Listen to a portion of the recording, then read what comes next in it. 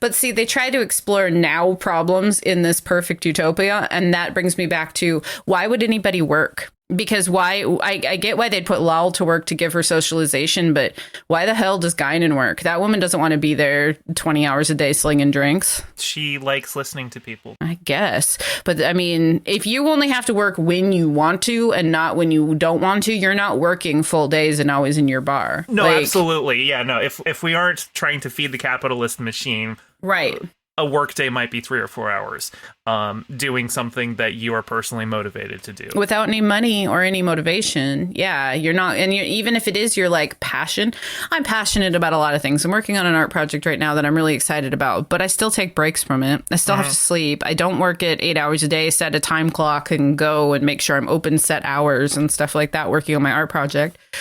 So the whole thing where they're like, Guinan works, it bothers me. You've seen the best. You've seen the worst. Now here's the rest of both worlds. I'm GayFesh, a warrior's drink. And I'm Ari, and I love you, Father. And today we'll be discussing the Star Trek The Next Generation episodes Yesterday's Enterprise and The Offspring. But first, Ari, it's torture. There hasn't been new Star Trek for like a couple weeks. Yeah, you were mentioning that. It's been a really long time since there hasn't been new Star Trek. How long? I think we've had 48 consecutive weeks of new Star Trek between 5 different series, running over the last year. And like, once Strange New Worlds ended, then there just wasn't anything. So what would be the next one that's coming? Picard 3? No, Lower Deck Season 3 premieres at the end of August. So that's, a whole month away. That is a long time when you've been used to regular content. I shouldn't complain. Like, back there was in the a day, huge time where there was no new Star Trek. probably a good couple decades. And also, even like when Star Trek was on the air back in the day, you still had to wait like 3 months for summer break before shows came back. And here I'm just like, 6 weeks. Oh. Yeah, that's one of the benefits of streaming is it's really broken the cycle of you get new episodes, but you only get good episodes in November and February. And then you have to go, months and months and months without any new episodes. And we only introduce the poops episodes of things or new episodes of things to the summer if we think they're going to fail. Like all that has kind of gone away with streaming. They can just put it in front of us and we're like, yes, please, content. Also, I appreciate that because we're not using the old like network TV model where they're trying to push out like 26 episodes a season. Right. That they can do more focused episodes. You can have a 10 episode season where none of the episodes really feel like filler. And you feel like they were able to spend more than 5 days working on the episode. Now, you and I have talked about this for a long time because we've both watched a lot of British TV. So once American TV started going towards 12 and 6 and 8 episode seasons, we were both excited because we were like, we know that you actually get quality episodes if it's not the first season of the reboot of Doctor Who. If you do 6 to 12 episodes, you usually get, 6 to 12 episodes of quality content. But, I just like to make fun of that first season of Doctor Who because there's some poop episodes. But it also, I don't know, it's interesting because we get to have all this content, but it also is like sometimes, though, they make some weird decisions. Like we were just talking about this one, which is why are they releasing Marvel and Disney content on the same day on Disney Plus? Like, why did I have to choose between Miss Marvel and Obi-Wan? For me who works, and I only get time to watch one TV show at night. Well, and we're going to run into that even worse, like in a month or so, because She-Hulk and Andor are going to be running concurrently for 7 weeks together. And they've got to understand that their target audience is watching both of those shows. Yeah, like, if that's you're a what Marvel doesn't fan, make any you're sense. Probably a Star Wars fan, so they should have those on different days. Anyway, that's just my critique of the way that Disney Plus is doing things right now. But I mean, at least so then we have Lower Decks coming, and then what comes after that? Is it going to be season 3 of Picard? Probably. I think season 3 of Picard probably is going to come out probably in January of next year. They haven't announced release dates for anything other than Lower Decks, but I'm pretty sure once Lower Decks is over, then we'll get more Prodigy, and then we'll probably go into season 5 of Discovery. Oh yeah, Prodigy! I forgot about Prodigy. Yeah, so we'll see how it goes. Anyway, it's a very first world problem to whine about 6 weeks of no new Star Trek. We're eating good. Yeah, I know. But it's like you get used to it and you're like, but where's my Star Trek? I know. All right. So before we talk about today's episodes, let's talk about the Patreon. Absolutely. Head on over to patreon.com/restofbothworlds if you're feeling so generous. For any amount, you will get access to these episodes up to 5 days early. You'll also get access to a spot on our Discord where you can suggest the small talks that we have. And at the $10 tier, we will read your name at the end of each episode, and nobody's claimed that one yet, so you could be the first. You could be the very first one. Yeah. But now we're going to talk about these episodes. Oh my gosh, these are both so good. I'm so excited to talk about these, especially because there's been a few in a row where I'm like, I don't have anything to say. So today we're going to talk about Yesterday's Enterprise, which is the 15th episode of the third season. It aired on the 19th of February, 1990. The teleplay was by Ira Stephen Bear, Richard Manning, Hans Beimler, and Richard D. Moore. The story was by Trent Christopher Ganino and Eric Stillwell, and it was directed by David Carlson. I'm going to let you take the floor. Tasha.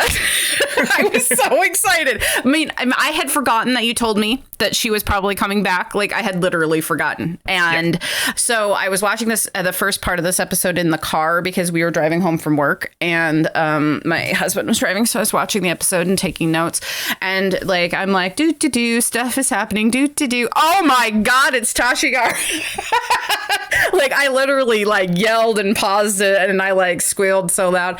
And it was such a good Tasha episode. It really made up for her death. I really felt like it did. It was written basically as an apology for how Tasha died. They're like, her death meant nothing and it was stupid. So why don't we give her the agency to choose the way she goes out?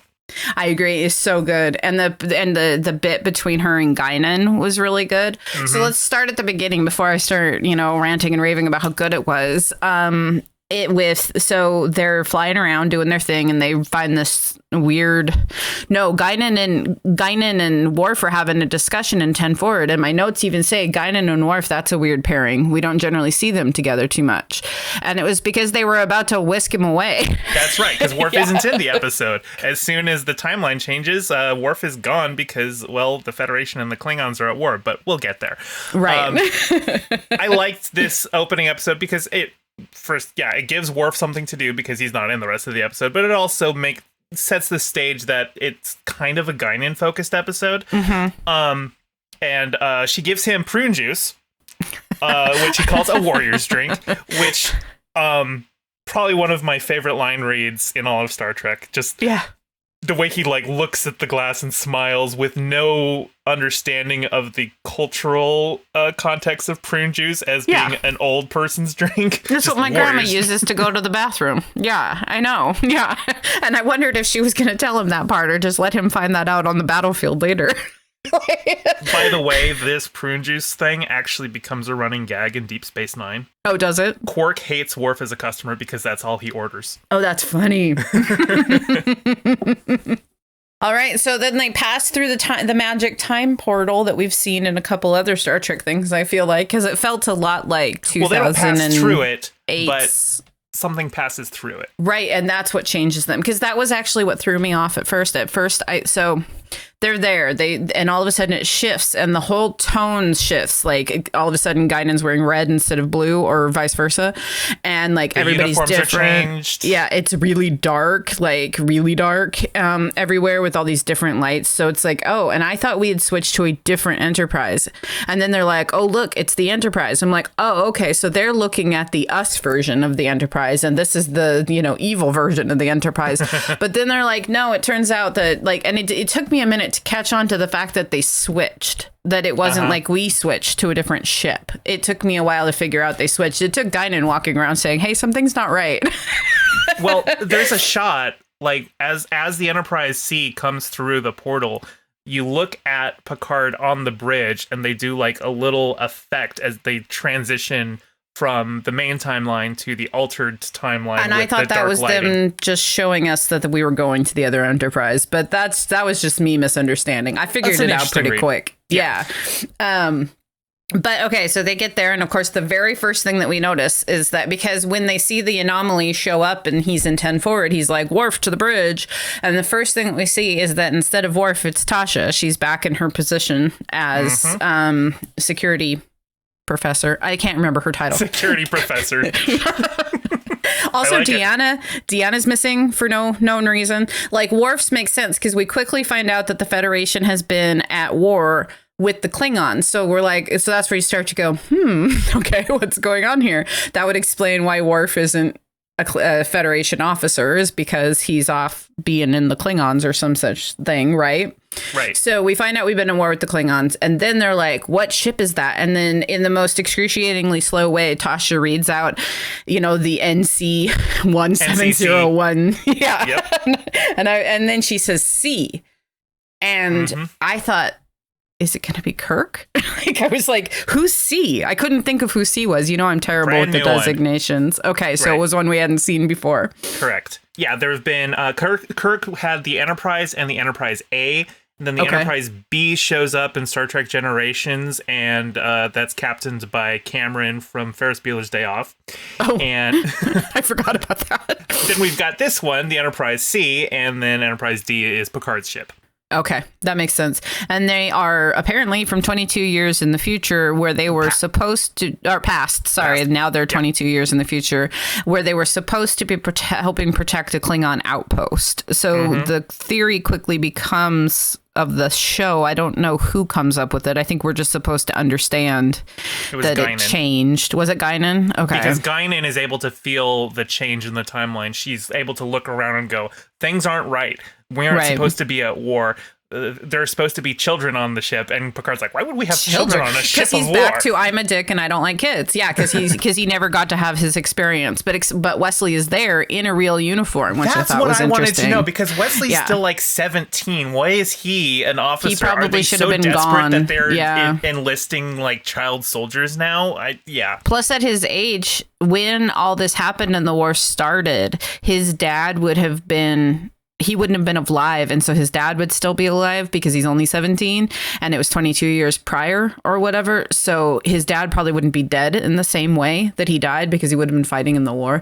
But these were all things I thought of, and these are all problems that get created when you make a time travel episode. These are just time travel episode problems. But I will note, though, that this is the first time that we see Wesley as a full ensign, not an acting ensign, because he's actually just wearing the same color uniform as everyone else. It was so cute. I loved it. I was like, I bet they fast tracked him through like Starfleet or something because of the war. I have to imagine it was a situation where he got special exception. Maybe he was just smart enough that he was able to emancipate early or something like that. Right. Join Starfleet Academy early, and they're like, we need you. We're desperate. And you're probably one of the best officer candidates ever. So let's get you in there. Let's get you. Yeah. We don't even need the traveler to tell us.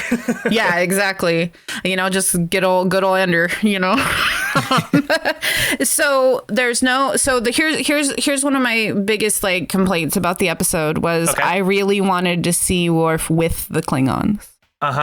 Because why didn't we get to see that? It's this other world where I don't know Worf's backstory yet very well. I just know that he wasn't raised by other Klingons. But when they were like 4 birds of prey or uncloaking, I was like, oh, good. It'll be Worf versus the next generation ship, right? I was like, this will be perfect. And they just skipped over that. I think in this timeline, Worf's probably dead. And here's why. Because he was a foundling, right? Right. And actually, I think, honestly, this show had a missed opportunity, because Worf was rescued by a Starfleet vessel after Romulans attacked his planet, but it's a different situation than the one where the Enterprise C is defending a Klingon outpost against a Romulan attack. And they could have just said, they were defending Kittimer, because that's Worf's planet. Right. But they made it a different place. And I was just like, well, I mean, that right there would explain why Worf isn't there, because Worf died.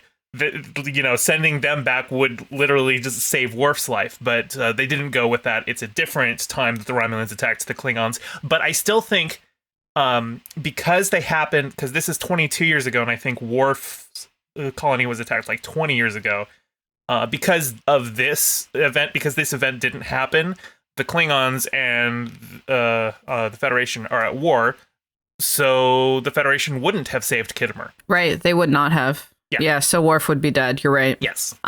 So then the B plot is that Tasha gets to be a real human. That's right. She gets to be a real girl and run around the ship. And they even have a cute moment between her and Data in the elevator, the turbo lift, where they're like having a conversation. And I just wrote Tash plus Data on my notes. But I mean, I think that was I liked the way they shot it, where he was facing forward and she was facing the camera. Something about it was just like they're letting, because we're the only people that know that they even had this moment, right? So another person that I thought should have potentially been weirded out by this whole timeline thing and maybe had an inkling would have been Data. Like, I was trying to figure out like the people who would be sensitive to this time shift, right? Well, of course, Guinan and of course Deanna, but Deanna was just not there, so we assume that they didn't have a need for a counselor. For a ship's counselor on warship, yeah. I don't think Data would have any way to know that the timeline has shifted, and I don't think it would really occur to him. I think Guinan's species when was he created? How old is Data? Data's about the same age as Wesley, so so we have to assume that the war didn't affect Soong in any way while he was creating Data. I don't know. These are just questions that the episode asks, you know, like, which is what happens when you open the can of worms that is a time travel episode. Sure. And then, okay, so Tasha getting to be a real girl. She catches it hard for Only My Mother Calls Me Richard. Oh, Shooter McGavin, yeah. Yeah. And she like falls hard for him real quick, and I thought it was kind of cute, you know, but really he's like 30 years older than her, right? So is he though? I'm pretty sure they're about the same age. But like he says, if he's like, well, if you ever see a 50-year-old, yeah, exactly. Gotcha. So then it becomes that Guinan can't stop staring at her creepily, so she figures out she's supposed to be dead because Guinan can just not control her eyeballs. Like, she spends the whole episode staring at her, so she's finally like, what? And then Guinan tells her, you know, she figures it out or whatever, which it was cute. I mean, it was understandable, and especially because Guinan doesn't know Tasha, which led to, like, I teared up a little bit too. Both of these episodes made me tear up a little bit. I teared up when at the end of the episode, she's across from Geordi and she's like, so tell me about Tasha Yar. And I was like, well, she got killed by a garbage bag. That's what you need to know about her. And then she got buried in a Windows XP background. Can't wait for you to rewatch that on the holodeck, Guinan. So, this episode, I'm actually kind of like doing like I'm trying to put together a YouTube video where I do like a page one rewrite of Star Trek Generations, because a lot of people think that movie was kind of disappointing, and it didn't handle a lot of things well. And my idea was a page one rewrite that takes the basic premise of this episode, and instead of the Enterprise C, it's the Enterprise A. So we get Kirk's crew and Picard's crew interacting. And it would also involve bringing back Tasha. So, you know, and but also in my idea, Worf would be the villain in this one, because it would be alternate Worf, and he would be like the captain of a Klingon bird of prey that's attacking them and stuff. So, you know, that was my idea. Yes, I wanted to see evil Worf or you know, goatee Worf. I don't know what to call him. You know, like, I wanted to see Klingon Worf. I wanted to see him be the bad guy.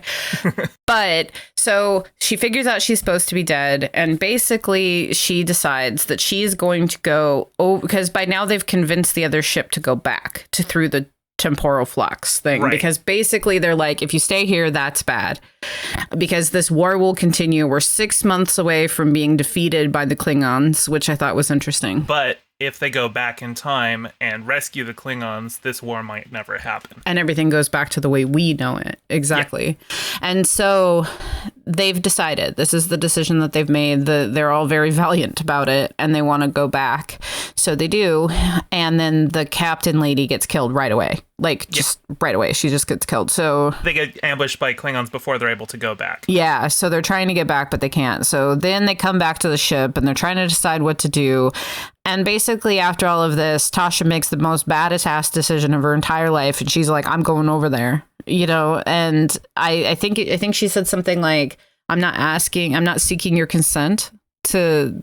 I think that was her saying that to Picard, if I remember correctly. Like, I'm not really asking you if I can, because I'm not going to exist once they go back in time anyway. And so now she goes on the ship, and she's back there, and everything gets put back.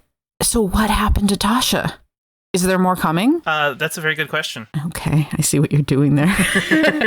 I did notice on the memory alpha that it said Sella, like 1 of 6 for the arc or something, but I didn't know what that meant. Ignore that completely. That's not information that you need to know yet. Okay. But yeah. But that means that Tasha, especially because they did go back and save that outpost, that means that Tasha didn't die, potentially. That means there's an older version of Tasha out there running around at the same time that she was existing in like Starfleet and stuff, and I want to read that book. But I loved this episode. Oh, they also killed Riker in a very like multiverse of madness kind of way. They were like, wow, we've got the chance. Apparently they wanted to kill more people on the bridge. Like, they wanted the battle to just look like, oh, the Enterprise D is going to die here. And so, like, not only, in the original script, not only does Riker die, but also, like, Data was supposed to be electrocuted by his console. And apparently Wesley was supposed to get decapitated. No way. Wow. That would be a little disturbing. I imagine they wouldn't have, like, you see the head rolling. It would probably just be like a bulkhead comes down and, like, cuts right before it hits his head or something like that. But yeah, no, that's awful. Also, did you notice how Riker and Picard don't get along in this timeline? I did. I thought that was interesting. I thought that maybe Picard is not as good of a captain when he's having to be a wartime captain, or maybe Riker is not good at being at wartime. I was trying to decide which one I thought was worse. I think that Riker would like relish wartime, it feels like, but he would also get tired of it because at his heart, he just wants to, you know, meet girls and have a good time, you know? I think he was...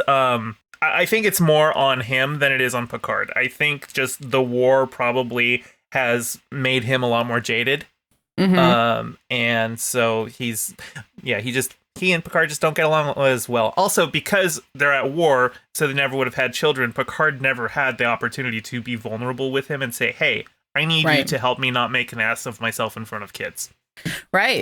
Which was a huge part of his, like, development, you know. So what did you think of Richard? I didn't like him at first, but he grew on me by the end. He was very valiant to go back and die to hopefully reset the timeline, you know. I felt for him because like he was like the only officer left on the ship, and he was kind of like a junior officer basically, but just everyone else died, and so it's just him, like it's like the helmsman or whatever, like, okay, you get to be captain now. And I'm just like, poor guy. And if they all died, because they didn't actually tell us what the history ended up being, right? Right. So if they all died, you know, everybody on that ship, but they still saved the outpost, nobody's even going to know the sacrifice that all those people made. Like, well, it depends on how the battle goes. Yeah. And we don't know. It went back to whatever it was before, because the timeline goes completely back to normal. Except for that now we don't know this is actually a splintered timeline, and in like 10 seasons from now, they're going to come back and be like, haha, you're actually in an alternate timeline. I mean, the fact that Tasha went back on the Enterprise C, that alone would have made some alteration to the timeline that wasn't there before. Well, because she did it officially too. She like asked to be transferred over there, and she was. So she would have been on the roster for that ship. That's something I thought about too. That's possible. They might have avoided that just for, avoiding. I know all that you're gonna screw up the timeline stuff, and then when it comes to Tasha, he's like, "See ya, have a good time." I think it's more that because they know that the Enterprise C is gonna fail. Like they're gonna go there and they're not going to survive. History recorded them as dying there, but you know. Give them a better fighting chance, defend the Klingons, the Klingons see the honor of the Federation in defending them so they don't go to war. Yeah. Which is such a cool way, because we never really saw the Klingon thing happen. It just happened off screen, right? Because Next Generation starts and all of a sudden Worf is just a part of the Federation. Yeah. So it makes it interesting that we got to see that part, and it actually had to do with our regular merry band of heroes, created it so that Worf could be a member of their team, essentially. I wasn't surprised to see Ronald D. Moore's name on this one. And I was also interested to see that it had so many writers, because there was like 6 names written, or I'm pulling it back up here. So the teleplay has 4 people on it. 3 of which I've seen before. I don't know if we've seen Ira Stephen Bear right before, but the story was by Eric Stillwell and Trent Christopher Ganino. Sounds like it was just a group project in the writer's room. And you could hear that, or you could see that in the way that it was written in a good way. Like, this one felt like it was elevated above some of the other episodes. And I was like, so how do you guys do this every time? Well, I think probably Ira Bear and Ronald Moore are a bit of that magic. Ira Stephen Bear is the showrunner for Deep Space Nine. So, okay. He's a pretty good writer. He's a solid dude. Yeah. And then Ronald D. Moore is Ronald D. Moore. We all know what he's capable of. Right. Yeah.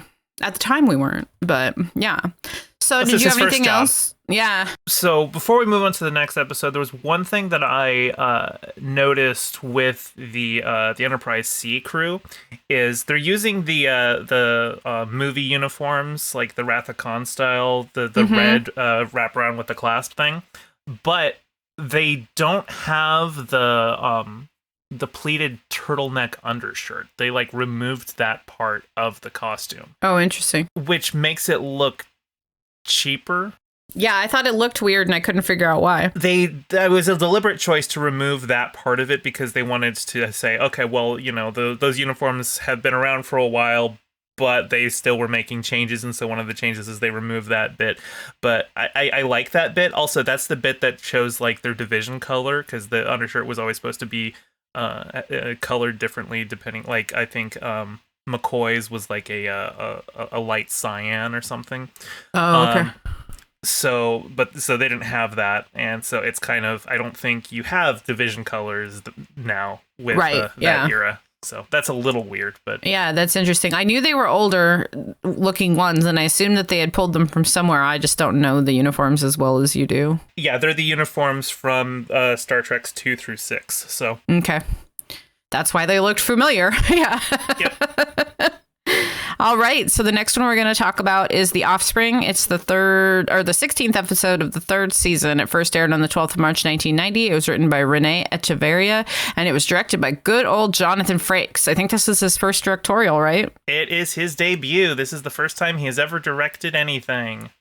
And what an episode to debut. Jeez, yeah. So I loved this episode. I loved the last episode. I loved this episode. This was a really good episode. At first, I was not liking it. I'm not going to lie. You texted me and you're like, I'm halfway through the episode with Data's creepy daughter.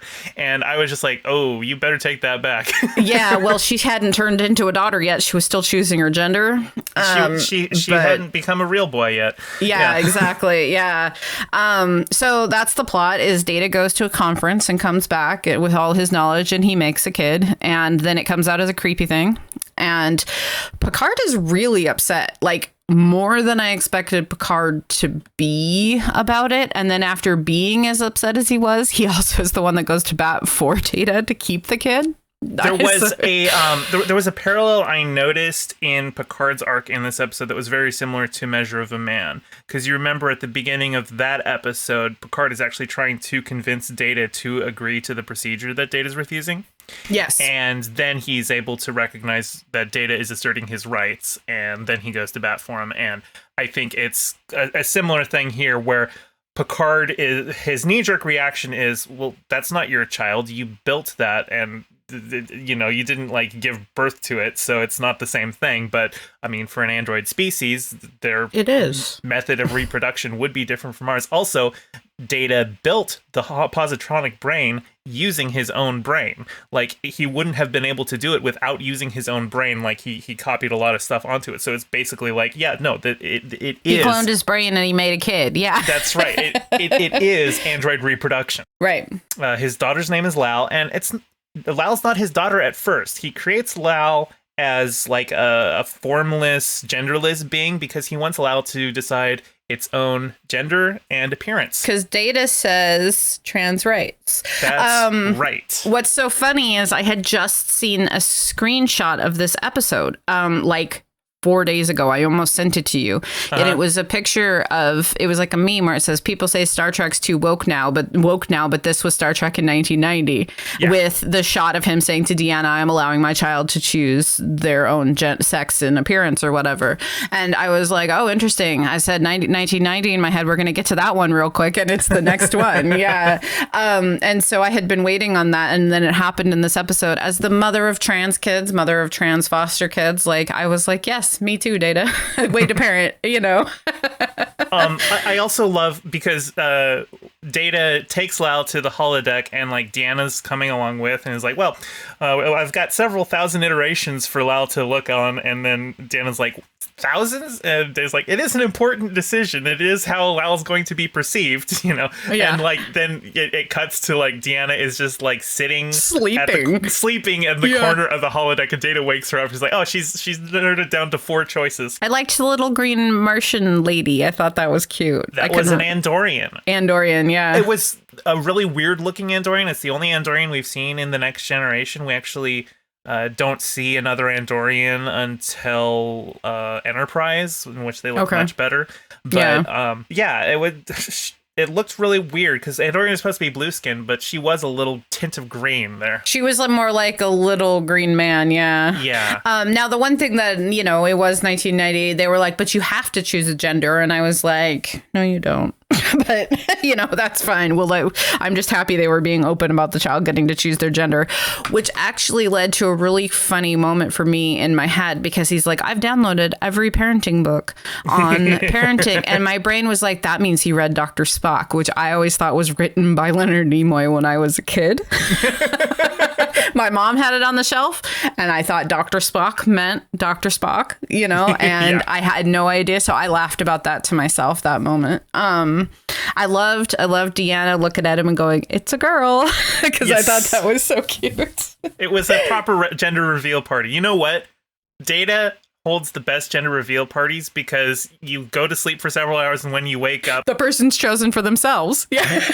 But yeah, no, it is funny because because they're walking through the hall before Lal has chosen, and Lal is like looking at different people, go gender, female, gender, male, and then Lal looks at herself and goes gender, neuter, and Data's like, yes, you must choose one, and I'm like, well, must you? Or do you get to? Yeah, you get to. Yeah. And then once she's a girl, Lal becomes very annoying with all the questions. And she's a little kid. Right. But like it was funny because I actually felt like maybe Data was getting annoyed with her, maybe a little bit. And I was like, well, he does shut her off because she's asking too many questions. If you shut her off, I was like, you can't call yourself a parent and then Vicky the Wonder Robot her into the closet when you don't want to deal with her. Small Wonders, that's what it was called. Like, I was like, did he just shut her off, or is she just looking longingly at the floor? I can't tell. But she did this thing where she was asking a bunch of questions. Why do I have 2 hands? Why do we this? Why do we that? Why do we this? And he shuts her off. And I had this moment because so when I was little, if I was raised in a weird religious household and I was homeschooled, and I was pretty precocious. And so anytime I would have a question, I would say, like, why did God this? Why did God make men and women different? Why this? Why that? Why this? And my mother banned questions that ask God why from our house. I'm not allowed to ask why God questions because you're not allowed to question God. And so I was watching this episode, and I was like, oh, this is why my mom told me I wasn't allowed to ask why God questions. Because they're annoying. They're annoying. And then the other part that it reminded me of is the the Jonathan Frakes show. I don't know what it's called because I've only seen the clips of him asking the questions. Beyond Belief, Fact or Fiction. Right. I used to watch it when it was on. And so where it's all like, well, have you ever been on a date? Think of the tallest man you've ever met. You know, like all those things. He's like rattling them all off. It reminded me of that too. But I thought it was so interesting because he did seem to turn her off and almost be annoyed. Like in this episode where they're trying to show us the distinct difference between an android that has feelings and an android that doesn't. He still seemed to have feelings. Well, did you notice when Data asks Beverly for parenting advice and she, you know, says that children above all else need like love and support, and he's like, well, I will support her, but I'm incapable of loving her, and he gets and walks off, and Beverly's like, why do I not believe that? Right. I know. Because it's not true. Like he just thinks he can't feel love like humans feel love, but he feels love in his way. Yeah. He's obviously like, no, the entire episode you see his love and his pride for his daughter. When she uses a contraction, something he can't do, he's swelling with pride. He's like, that's amazing. Wow. Also, can we talk about Lal working in 10 Forward to get more socialized? Yes. When she sees a couple that they're like kissing in the corner, and she's like, he's biting that female, and then Guinan has to explain, you know, romance and stuff. The script originally called for Guinan to say men and women. Okay. When men and women love each other, but Whoopi Goldberg was like, no, we're changing it to when humans love each other, because we're going to be. In fact, I think there had even been like somebody had wanted to have like a same-sex partner pairing, just like often in the background, just holding hands, but not like pay attention to it. But you know, Rick Berman, the studio, homophobia. Whoopi Goldberg got what she was able to get from it, and I appreciate that she was like, no, we're not gonna heteronormative this stuff up. That's nice of Whoopi. I also appreciate that Riker's one scene in this episode, because he's directing, so you know he's behind the camera more than not, but he like that explains why he wasn't there. Yeah, he's been off on like leave or something, and his shuttle arrives. And he first sees her, and he's like, "Oh, a new girl," and then she just grabs kisses him and kisses him. Yeah, and like Guinan's like, "Wow, stop that! No, and. But Data walks in just as it's like, Commander, what are your intentions with my daughter? And Riker has never run out of anywhere so fast. Yeah.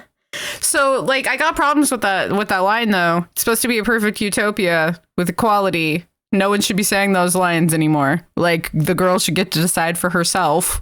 To be fair, Lal is like a month old at this point. No, I get it. I just, and I get the joke, and I thought it was funny, but my brain was like, yeah, that doesn't track with a utopia where people get to decide for themselves, but it's funny. So we'll let it go. And then the part we forgot about the plot is that this guy from Starfleet, who's a huge jerk, wants to come and take Lal away because he can't see her as anything but a robot and not a person. Right. He has concerns that Data is not providing an adequate environment for a new AI to learn and grow. Yeah. And, Data is just like, I mean, you could say that about any new parent. That like he's constantly bringing things back to everything that you're describing is issues that humans deal with as parents as well. Yeah, exactly. And it's the same things that white people tend to say of people of other races as well. That was something else I noticed, especially as someone who's, worked with the foster system and such. White people often think that they can provide a better home for people of color because they'll just, they think every, person of whatever color is a certain way. Civilized. Yeah, exactly. And so there was a lot of that too. Like, we can take your daughter and we can put her in the school she needs to go into. But my question about him is, how come every Starfleet officer in Starfleet always comes on the Enterprise and acts like this equity thing is a foreign concept to them? I don't know. It seems like in order to be a Starfleet admiral, you have to take an asshole test and pass it. Right. That's what it feels like, because like the whole Federation, like, so like I think of it in terms of like my school, right? Like we have an anti-racist mandate in my school. So I would assume that every school, not just mine, is trying to be anti-racist. And if our superintendent came in and just started saying all this racist stuff, I'd be like, we're an anti-racist school, my dude. You know, like, what are you doing here? Not following the rules of the Federation. You know what I mean? Like, isn't it supposed to be like across the board, everybody's kind of in this utopia? But see, they try to explore now problems in this perfect utopia. And that brings me back to, why would anybody work? Because why? I get why they'd put Lal to work to give her socialization, but why the hell does Guinan work? That woman doesn't want to be there 20 hours a day slinging drinks. She likes listening to people, I guess. But I mean, if you only have to work when you want to and not when you don't want to, you're not working full days and always in your bar. No, like, absolutely. Yeah, no. If we're working just, you know, not if we aren't trying to feed the capitalist machine, right? A work day might be 3 or 4 hours doing something that you are personally motivated to do without any money or any motivation. Yeah, you're not. And even if it is your like passion, I'm passionate about a lot of things. I'm working on an art project right now that I'm really excited about, but I still take breaks from it. I still have to sleep. I don't work at 8 hours a day, set a time clock and go and make sure I'm open set hours and stuff like that working on my art project. So the whole thing where they're like, Guinan works, it bothers me. It also bothers, I mean, so then I was like, why would they put her to work? But then I get the socialization part of it, but that's where I thought school would be better. I was really pissed off at that school lady, though. She needs to be fired and, you know, go work at the same principal as the guy from Ferris Bueller's Day Off, because like, dude, the fact they're not comfortable around the new species is not her problem. It's their problem, and you should do something about it. It's the teacher's problem, because the teacher needs to tell, well, students, there's nothing wrong with Lal. She's just different the way some, like... Because what's going to happen when they meet an alien the kids had never met before? I'm pretty sure there are alien kids on the ship, so, like, she just needs to, you know, broach it in that way. I mean, like, yeah, no, that was, obviously, a lot of this is just, you know, trying to tell the story of a new parent and with all the struggles that a parent has to deal with, like, right. Oh, my kid's getting bullied at school, oh, CPS is coming for me, stuff like that. Right. And so because of that, because of Data, now, I mean, the fact that Data is an android, which is a new type of being, that does allow them to like put a sci-fi veneer on it to explain why they might be getting discriminated against, whereas aliens on the ship wouldn't be. Yeah. You know, any kind of social issue that you examine through a sci-fi allegory is going to be imperfect. And it's going to lead to these long discussions about, well, why is the Federation this way in these regards, but in these other regards, they sound like they're from 1990. Right.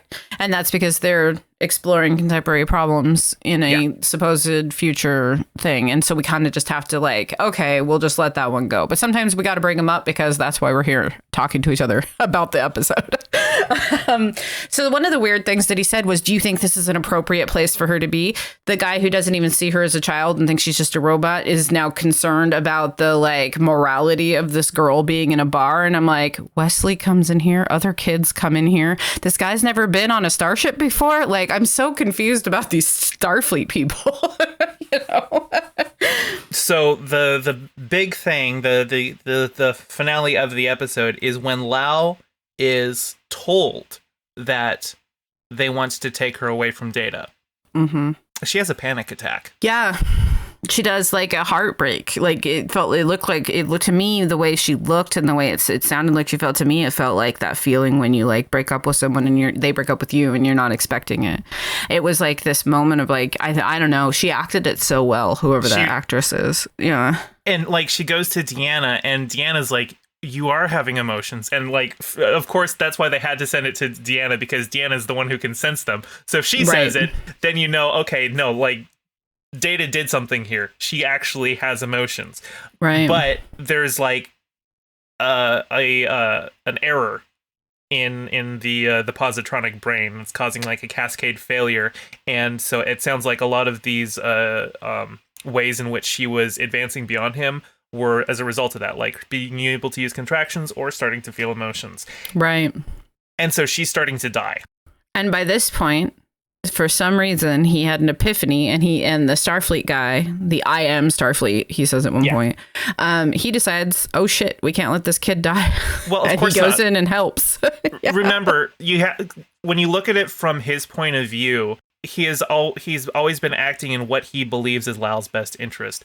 He wants Lau to succeed as an android. He just thinks that he's better equipped to do that at his station. Right. And so, of course, once she's dying, he's going to put aside whatever animus he's got with Data to try and save the life of this android. And they both work at it for a really long time with a really bad android cap on her head, where because like we come to that scene and I'm like, why is she suddenly looking like she's wearing a giant wig on her head, and then I realized because they lifted her hair up.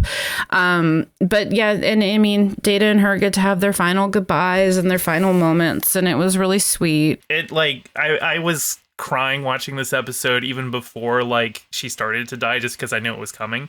Yeah. And just that bit where it's her final moments and she tells Data, I love you, and he says he regrets, he's like, I regret that I cannot love you back, and she says, well, I will have enough love for both of us, right, or something like that. Yeah.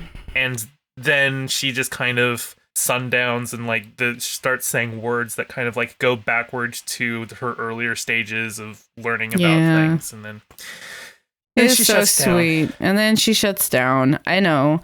It was a very sweet episode. And then he goes back to the bridge and he tells her that she died, or he tells them that they died. And they're all the humans are sadder than Data, obviously, right? Well, not humans. All the non-androids are sadder than Data. And he says he's not sad, blah, blah, blah. But he put his memory into his head. So he'll always have all of her memories. And I thought, yes, because you are becoming more human, because that is a very human thing to do, to hold on to this thing. I've been talking about grief a lot this week at school because we had someone die at our school. We had 2 someones die that go to our school. And so there's been a lot of discussion about it. And I've been talking about how grief isn't like a straight line, how you think you're feeling better, and then it's more like you're a ball in a circle and you're just bouncing around, and every time you hit the wall it hurts again, right? Which is very, very much like Data. I feel like every time he has one of these episodes, like Measure of a Man, and then this one, he's just becoming more and more of a person. And he is becoming one of the most interesting characters to watch develop, because he has the most development to go. Well, and him and Wesley, I think. He actually has a conversation with Lau about this. Because she is saying, well, you will never be able to achieve some of the things that humans can do, so why do you try? And he said, well, because getting those things isn't what, isn't what's important. It's the struggle to be better than you were before, to continually improve yourself. That is what gives life meaning. And because he's on that eternal, search for the meaning of life, and that's what it is. He's trying to find meaning in life. So now that we've had this episode, all of our main characters almost have had random children. We have Worf, Deanna, and Data have all had random children episodes. So we need Picard to have a random child, Geordi, Wesley, and O'Brien, and I think everyone will have had a child. I'm trying to think. I think eventually everyone that you mentioned except for Wesley do. Okay. It would be a little weird for Wesley to have a kid because he is a kid. I don't think they want to tell that story. Yeah. But I mean, I started realizing towards the end, I was like, oh, so this is like the time Deanna got pregnant with Steven Universe, or the time that that Worf adopted that kid we never saw again. And, I was like, so like this trope is kind of getting used up, this one time use kid trope, but then they keep perfecting it. It gets better every time. Like Deanna's was the first one, and I was kind of like meh about that episode. And then Worf's was pretty good, and this was the best one so far. So maybe hopefully we won't keep seeing the same trope over and over again, but it is an interesting one that they choose. I mean, yeah, because I don't count Beverly. She already has a kid. I was going through who doesn't have kids yet, and those are the ones I could think of. But I loved these episodes.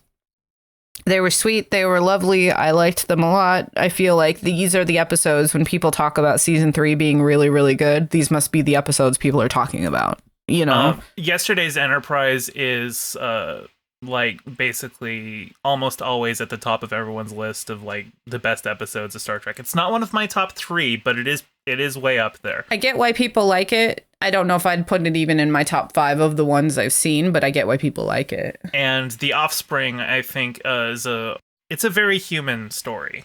It is. It's so relatable. Yeah.